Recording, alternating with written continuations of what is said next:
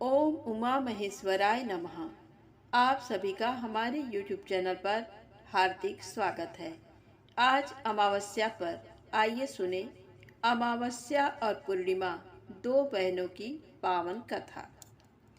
एक राज्य में एक राजा और एक रानी रहते थे, जिनकी 4 संतानें थीं, 2 लड़के और 2 लड़की।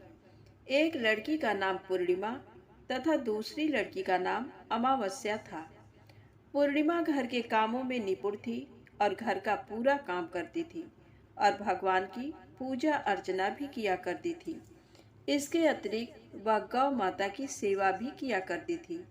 और उसकी दूसरी बहन अमावस्या ना ही घर का कोई काम करती थी और ना ही भगवान की पूजा अर्चना करती थी और ना ही गौ माता की सेवा करती थी। पूर्णिमा सर्वगुण संपन्न थी, फिर भी राजा और रानी अपने दोनों बेटों तथा पुत्री अमावस्या को ही प्यार किया करते थे और वह पूर्णिमा से प्यार नहीं करते थे, उसके साथ भेदभाव करते थे। राजा के चारों पुत्र और पुत्री धीरे धीरे बड़े हो रहे थे। जब वे बड़े हो गए, राजा ने अपने दोनों पुत्रों का विवाह योग्य कन्याओं के साथ करा दिया। इसके बाद रानी ने राजा से कहा कि अब दोनों पुत्री विवाह के योग्य हो गई हैं और इन दोनों का विवाह भी करा दो।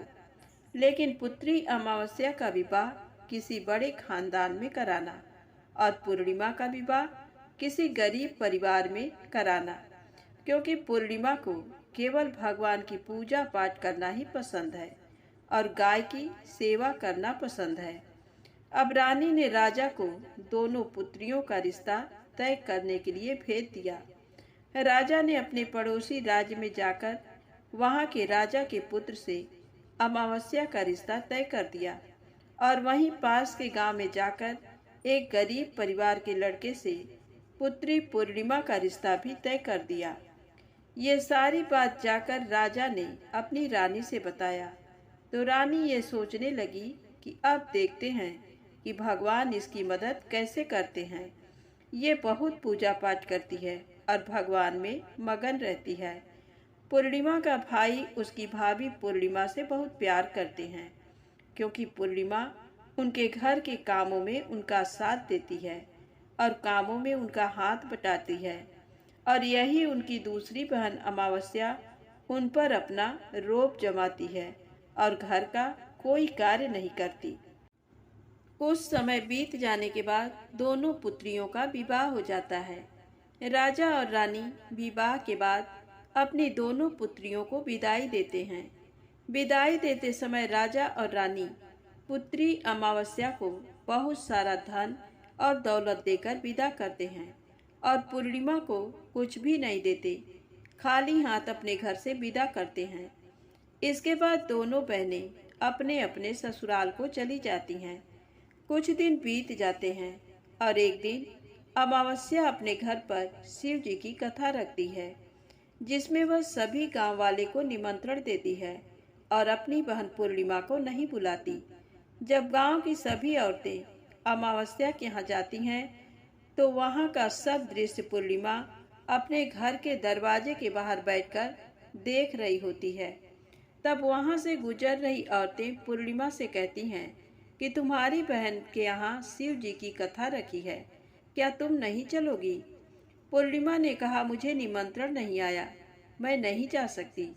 सभी गांव की औरतों ने पूर्णिमा से कहा, बुलाया नहीं तो क्या हुआ, भगवान शिव की कथा है, तुम हमारे साथ चलो।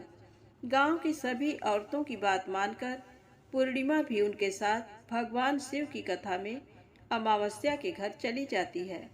जब अमावस्या की नज़र पूर्णिमा पर पड़ती है तो वह कहती है कि तुम यहाँ कैसे चली आई, मैंने तो तुम्हें बुलाया नहीं था। खैर कोई बात नहीं, अब तुम आ ही गई हो तो चुपचाप बैठी रहना। और ये कहते हुए अमावस्या ने पूर्णिमा की गरीबी का भी मजाक उड़ाया। पूर्णिमा की आंखों में आंसू आ गए और रोते रोते मन ही मन में पूर्णिमा भगवान शिव से विनती करती है, हे भगवान, क्या पूजा पाठ करना गलत है? गौ माता की सेवा करना गलत है? आखिर मेरी गलती क्या है? आप मुझ पर अपनी कृपा दृष्टि कब बनाएंगे? पूर्णिमा बार बार भगवान शिव से यही कहती रहती है। इतने में शिव कथा पूरी हो जाती है और अमावस्या भगवान का प्रसाद बांटने लगती हैं। वह सभी लोगों को प्रसाद देती है, लेकिन पूर्णिमा को वह प्रसाद नहीं देती। पूर्णिमा बिना प्रसाद के ही अपने घर लौट जाती है। रास्ते में वो ये सोचते हुए चलती है कि यदि बच्चे उससे कथा का प्रसाद मांगेंगे तो वह उन्हें क्या जवाब देगी। उसने सोचा था कि वह अपने मायके, अपने भाई और भौजाई के यहाँ जाएगी और वहाँ जाते हुए बच्चों के लिए कुछ लेकर जाएगी। ऐसा सोचते हुए वह अपने घर वापस लौट आई। घर वापस लौट कर आने के बाद वह अपने पति और बच्चों से कहती है कि वह अपने मायके जा रही है। पति ने कहा ठीक है, और कुछ समय के बाद पूर्णिमा अपने मायके के लिए रवाना हो गई। चलते चलते रास्ते में एक चबूतरा आया जिस पर तुलसी का पौधा लगा था। उस चबूतरे पर एक बूढ़ी अम्मा बैठी हुई थी। वह कोई और नहीं, साक्षात तुलसी माँ थी। उस बूढ़ी माता ने पूर्णिमा से कहा, बिटिया तुम कौन हो और कहाँ जा रही हो? पूर्णिमा अपना परिचय देती है। परिचय देने के बाद बूढ़ी औरत ने पूर्णिमा से कहा कि यहाँ तुलसी का पौधा सूख रहा है, इसमें थोड़ा सा पानी डाल दो और इस चबूतरे की साफ सफाई कर दो, जिससे मुझे थोड़ी ठंडक मिलेगी। पूर्णिमा ने कहा कि ठीक है माँ, मैं तुलसी में पानी डाल देती हूँ, और कहा कि साफ सफाई भी कर देती हूँ। पूर्णिमा ने साफ सफाई करने के बाद बूढ़ी अम्मा को भी नहला दिया और बूढ़ी अम्मा की भी सेवा की, उनके पैर दबाए और बूढ़ी अम्मा से कहा कि माँ जी, और बताइए मैं आपकी क्या सेवा करूं?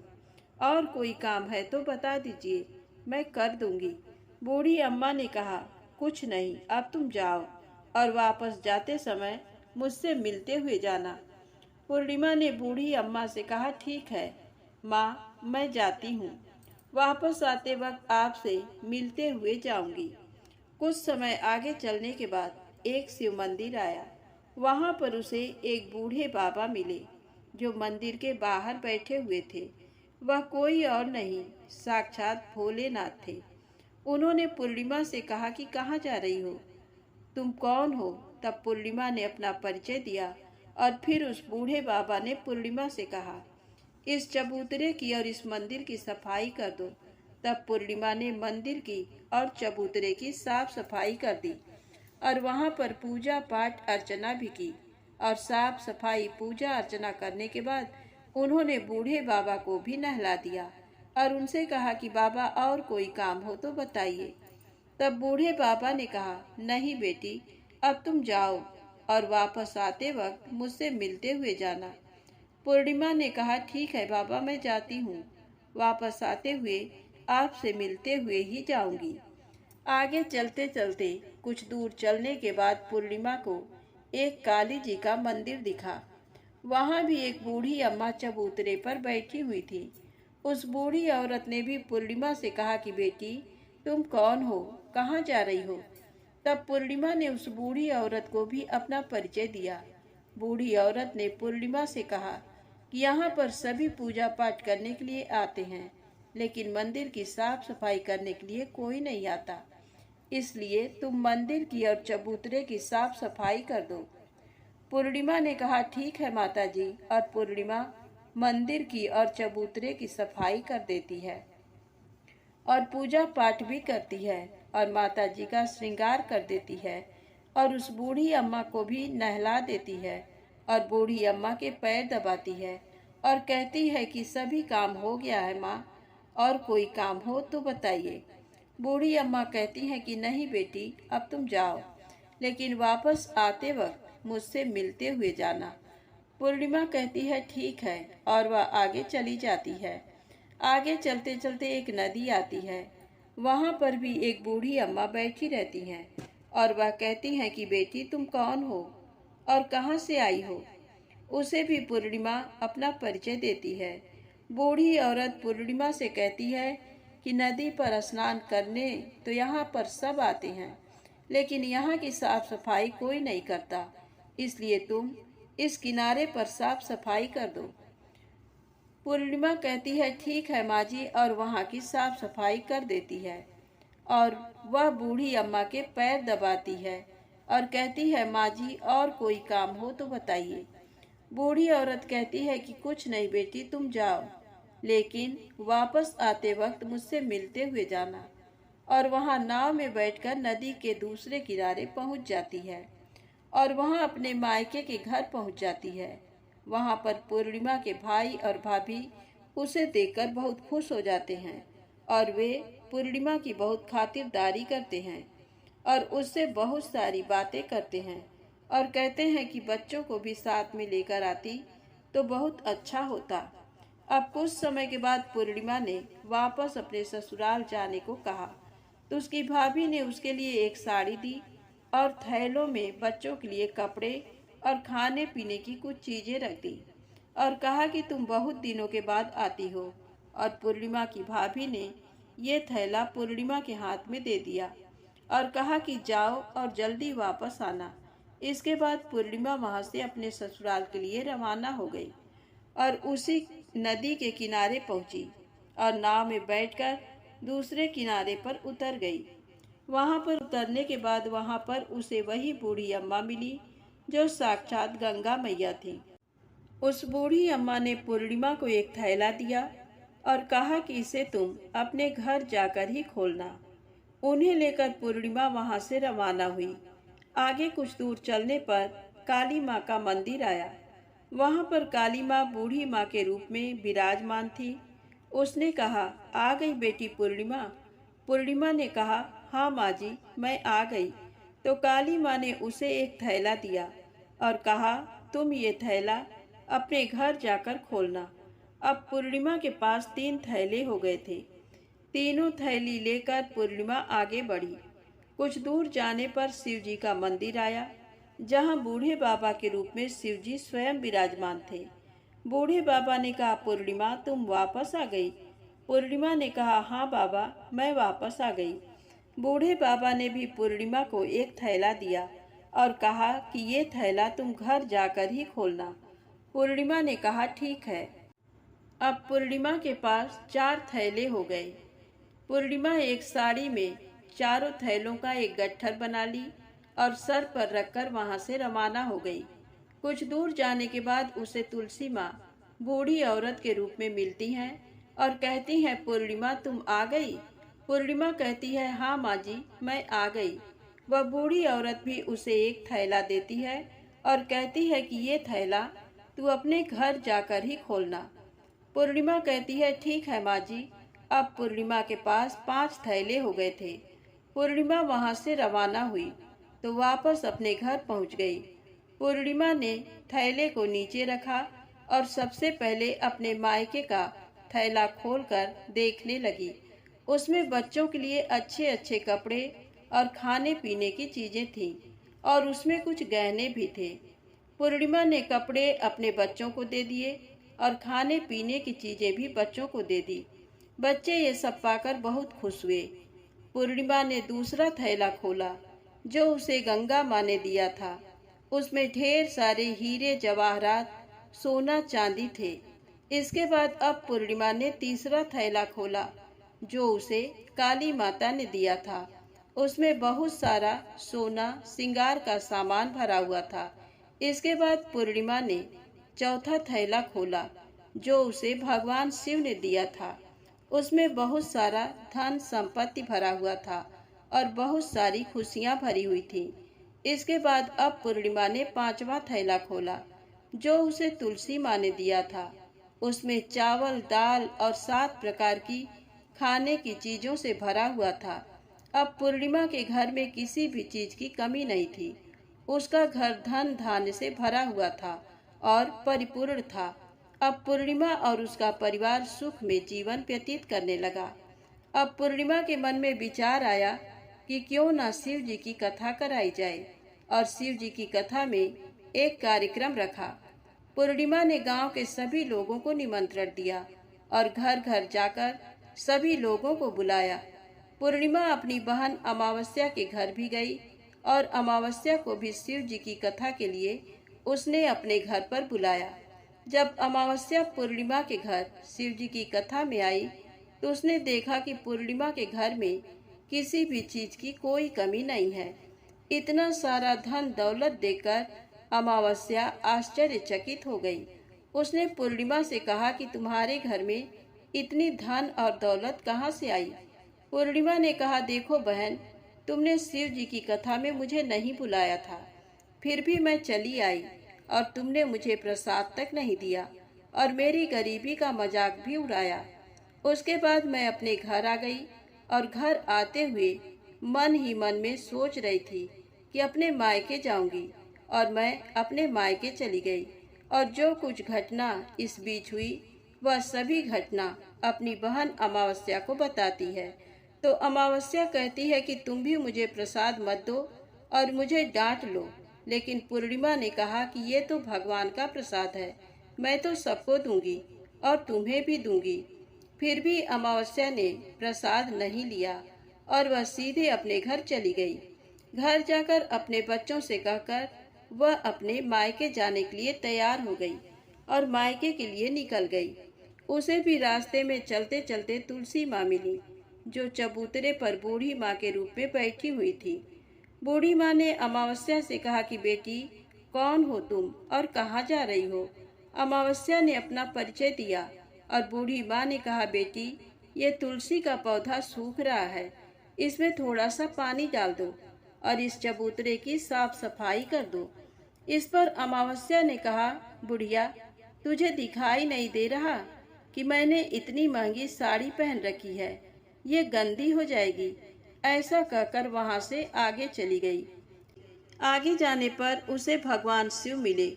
भगवान शिव से भी उसने यही बात कही। आगे जाने पर उसे काली माँ मिली। काली माँ से भी उसने यही सारी बातें कही। आगे जाने पर उसे गंगा माता मिली। गंगा माता को भी उसने यही जवाब दिया और ऐसा कहकर वह आगे चली गई। इसके बाद अमावस्या जब नाव में बैठने लगी तो उसे नाव में फूलों की जगह कांटे भरे थे, जो उसके पैरों में चुभ रहे थे। किनारे पर उतरकर वह अपने मायके चली गई। जब वहां उसे उसकी भाभियों ने तथा भाइयों ने देखा तो मन ही मन में कहने लगे कि काम की न काज की, 2.5 मन अनाज की। अब आ ही गई हो तो ठीक है। पूर्णिमा तो हमारे कामों में हाथ बटाती थी, ये कोई काम करेगी तो नहीं। अब उन्होंने खाना बनाया और खा पीकर सभी सो गए। अमावस्या जब सुबह उठी और अपनी भाभियों से कहा कि मैं अपने ससुराल जा रही हूँ। उन्होंने कहा कि ठीक है, जाओ। अमावस्या बोली, पूर्णिमा को तो तुमने एक थैला दिया था और मुझे कुछ नहीं दोगे? तो भाई और भाभी ने कहा कि तुम घर जाओ, थैले तुम्हारे घर पहुंच जाएंगे। फिर अमावस्या वहां से निकल गई और नदी के किनारे पर पहुंची। वहां गंगा मैया बूढ़ी औरत का रूप धारण करके बैठी हुई थी। बूढ़ी माँ ने कहा, आ गई बेटी? तो उसने कहा, हाँ, मैं आ गई। अमावस्या ने कहा, तुमने पूर्णिमा को एक थैला दिया था और मुझे नहीं दोगी क्या? बूढ़ी अम्मा ने कहा, तुम घर जाओ, थैले तुम्हारे घर पहुंच जाएंगे। इसके बाद आगे जाने पर उसे काली मैया मिली। उनसे भी अमावस्या ने यही कहा।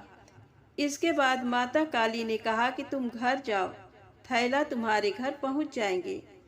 आगे जाने पर उसे भगवान शिव मिले। भगवान शिव से भी अमावस्या ने यही कहा।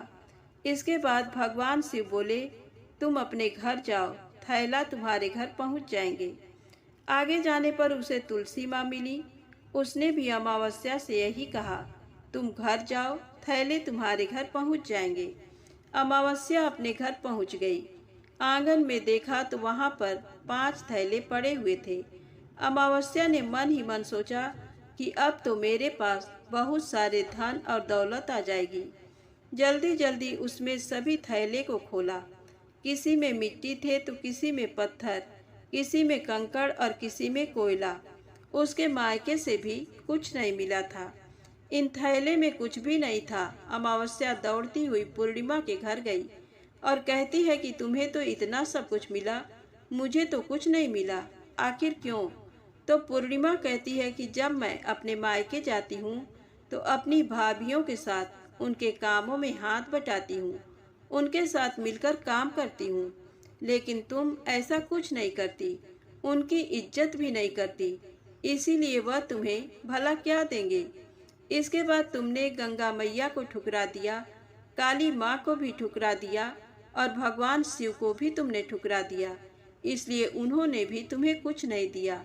अमावस्या कहती है कि बहन, तुम मुझे माफ कर दो, मैंने तुम पर हमेशा अत्याचार किया है। मुझे कुछ नहीं मिला तो कोई बात नहीं, मैं भी भगवान की भक्ति करूंगी और सब कुछ प्राप्त कर लूंगी। मुझे इन सब चीजों का रहस्य बताओ। तो पूर्णिमा ने कहा कि तुम 3 सूत्र का ज्ञान ले लो और उसकी कथा करना। पहले सूत्र में दया मांगना और दूसरे सूत्र में कथा मांगना और तीसरे सूत्र में 108 बार नमः शिवाय का जाप करना। भगवान ने ये 3 सूत्र दिए हैं, इनको अपने हृदय में बसा लेना। मैंने भी ये 3 सूत्र अपने जीवन में अपनाए थे और सच्चे मन से भगवान की भक्ति पूजा पाठ की थी। फिर भगवान ने मुझे ये सब कुछ दिया और तुम्हारे पास जो कुछ था वह भी सब खत्म हो गया। इसके बाद अमावस्या अपने घर गई और भगवान की पूजा पाठ करने लगी।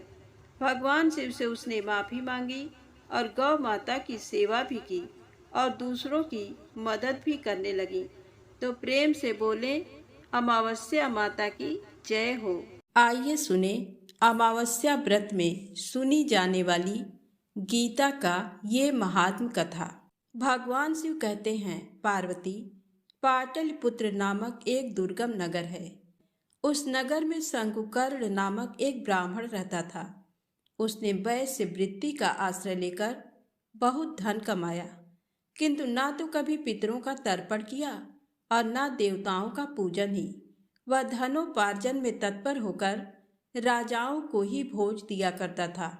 एक समय की बात है, उस ब्राह्मण ने अपना चौथा विवाह करने के लिए पुत्रों और बंधुओं के साथ यात्रा की। मार्ग में आधी रात के समय जब वह सो रहा था, एक सर्प ने कहीं से आकर उसकी बाह में काट लिया।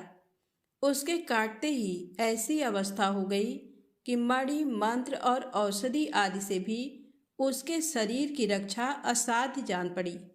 तत्पश्चात कुछ ही क्षणों में उसके प्राण पखेरु उड़ गए। फिर बहुत समय के बाद वह प्रेत सर्प योनि में उत्पन्न हुआ। उसका चित्त धन की वासना में बंधा था। उसने पूर्व वृत्तांत को स्मरण करके सोचा, मैंने जी भर के बाहर करोड़ों की संख्या में अपना धन गाड़ रखा है, उससे इन पुत्रों को वंचित करके स्वयं ही उसकी रक्षा करूंगा। एक दिन सांप की योनि से पीड़ित होकर पिता ने स्वप्न में अपने पुत्रों के समक्ष आकर अपना मनोभाव बताया। तब उसके निरंकुश पुत्रों ने सवेरे उठकर बड़े विस्मय के साथ एक दूसरे से स्वप्न की बातें कही। उनमें से मझला पुत्र कुदाल हाथ में लिए घर से निकला और जहां उसके पिता सर्पयोनि धारण करके रहते थे, उस स्थान पर गया।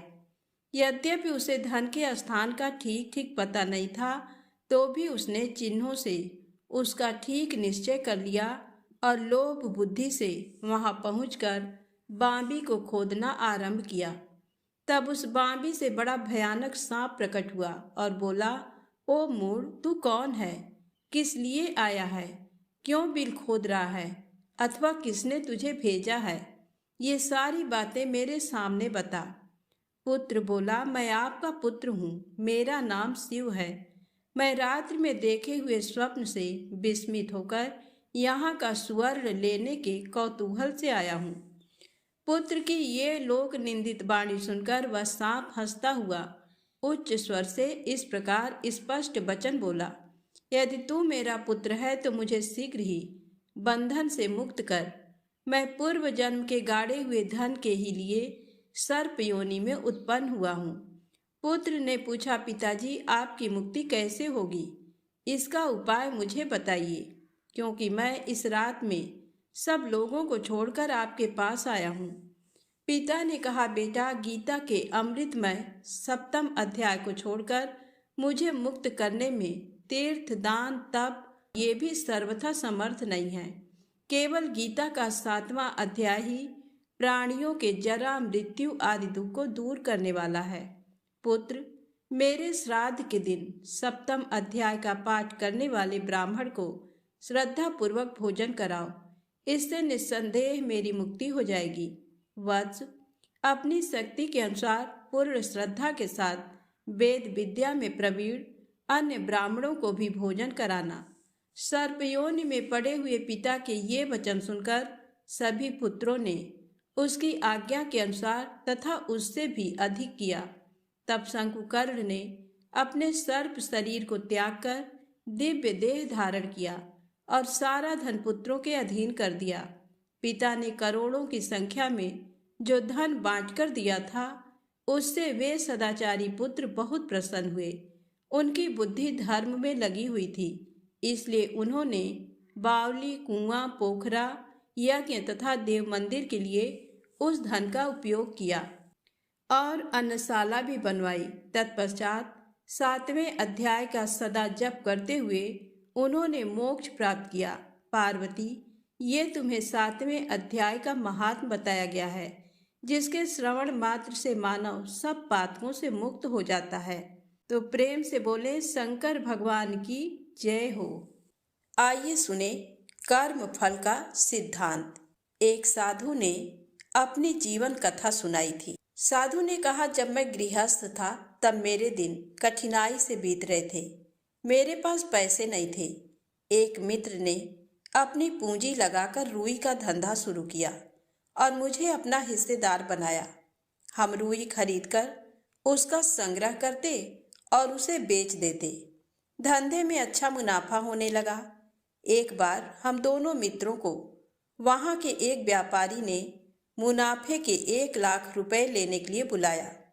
रुपए लेकर हम वापस आ रहे थे। रास्ते में एक सराय में रात्रि गुजारने के लिए हम रुके। उस समय का 1 लाख, जिस समय सोना 60-70 रुपए तोला था। मैंने सोचा 1 लाख में से 50,000 तो मित्र ले जाएगा। हालांकि धंधे में सारी पूंजी उसी ने लगाई थी, फिर भी मुझे मित्र के नाते आधा हिस्सा दे रहा था। तो भी मेरी नीयत बिगड़ी।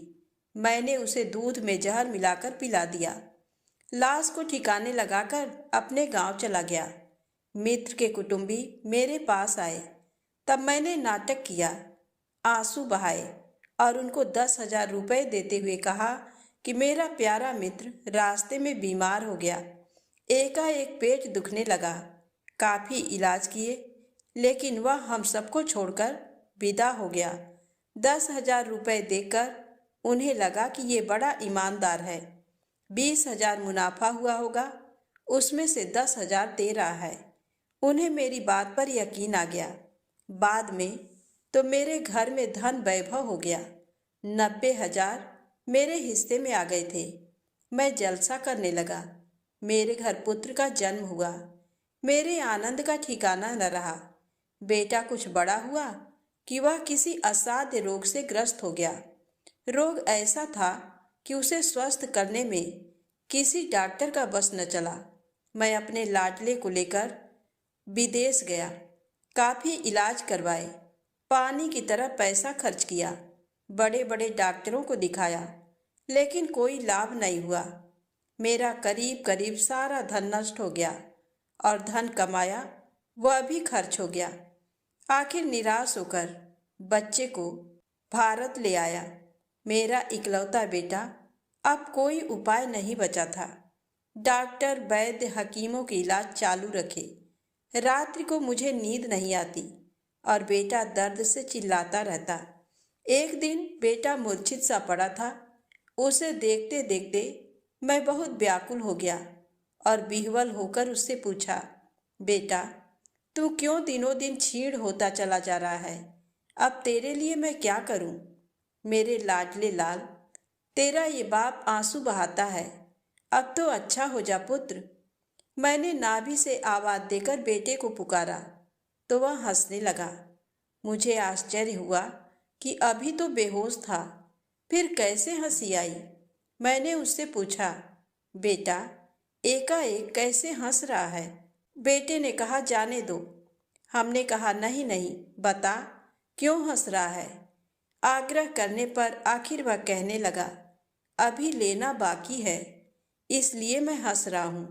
मैं तुम्हारा वही मित्र हूँ जिसे तुमने जहर देकर धर्मशाला में खत्म कर दिया था और उसका सारा धन हड़प लिया था।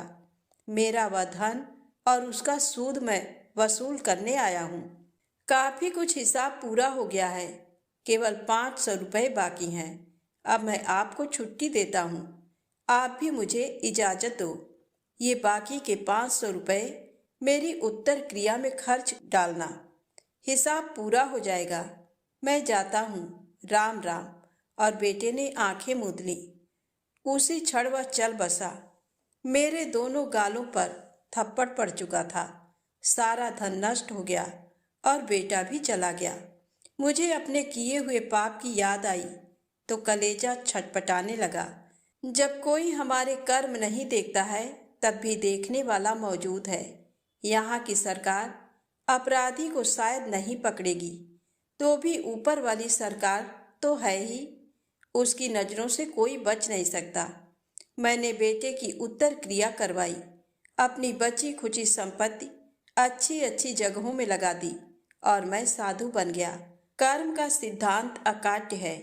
जैसे कांटे से कांटा निकलता है, ऐसे ही अच्छे कर्मों से बुरे कर्मों का प्रायश्चित होता है। सबसे अच्छा कर्म है जीवन दाता परब्रह्म परमात्मा को सर्वथा समर्पित हो जाना। प्रेम से बोलें, शंकर भगवान गौरी माता की जय हो।